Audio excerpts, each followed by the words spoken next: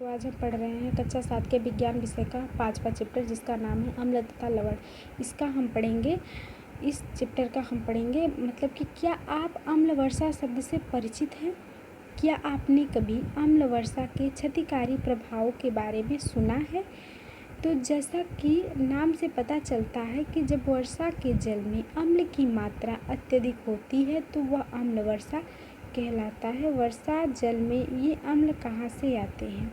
वर्षा जल अम्लीय इसलिए हो जाता है क्योंकि कार्बन डाइऑक्साइड, सल्फर डाइऑक्साइड और नाइट्रोजन ऑक्साइड जैसे गैसें जो वायु में प्रदूषकों के रूप में निर्मुक्त होती हैं, वर्षा जल में घुलकर क्रमशः कार्बोनिक अम्ल, सल्फ्यूरिक अम्ल और नाइट्रिक अम्ल बनाती हैं।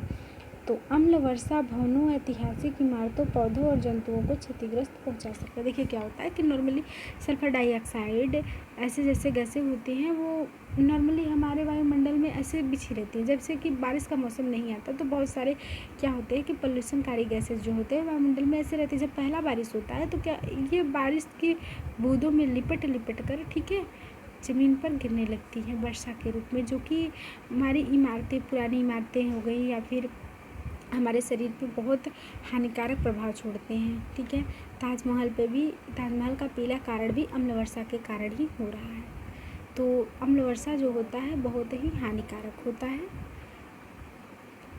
तो अम्ल प्लस क्षारक, लवण प्लस जल ऊष्मा निर्मुक्त होती है। निम्न अभिक्रिया यह उदाहरण है कि हाइड्रोक्लोरिक अम्ल प्लस सोडियम हाइड्रोक्साइड से सोडियम क्लोराइड बनता है और प्लस जल बनता है। बुझो ने चूने के पानी में तनु सल्फ्यूरिक अम्ल मिलाया और अभिक्रिया मिश्रण गर्म हो जाएगा अथवा ठंडा।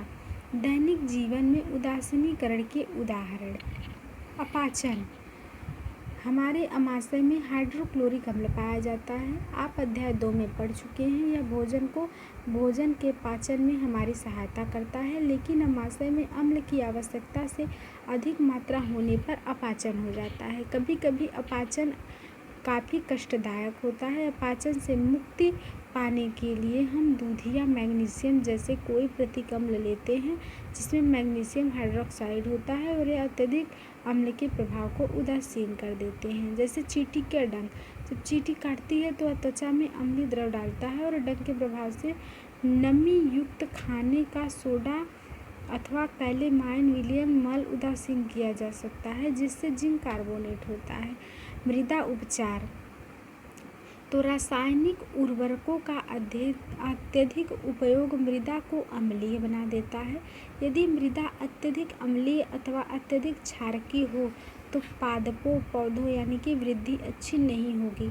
जब मृदा अत्यधिक अम्लीय होती है तो उसे बिना बुझा हुआ चूना कैल्शियम ऑक्साइड अथवा बुझा हुआ चूना कैल्शियम हाइड्रोक्साइड जैसे क्षारकों से उपचारित किया जाता है। यदि मृदा क्षारकीय हो तो इसमें जैव पदार्थ मिलाए जाते हैं। जैव पदार्थ कंपोस्ट खाद मृदा में अम्ल निर्मुक्त करते हैं जो उसकी क्षारकीय प्रकृति को उदासीन कर देते हैं।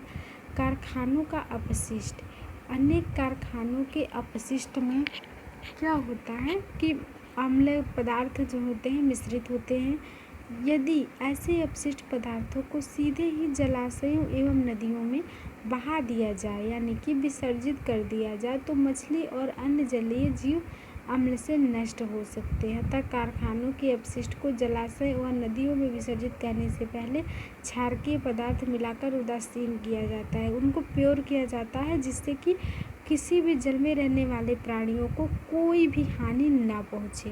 ठीक है, तो कारखानों से जल को मतलब कि कारखाने से जब जल को बहाया जाता है तो क्या होता है कि जो भी उनका कचरा होता है उनके कचरे में अम्ल, ठीक है, अम्ल पदार्थ मिले होते हैं।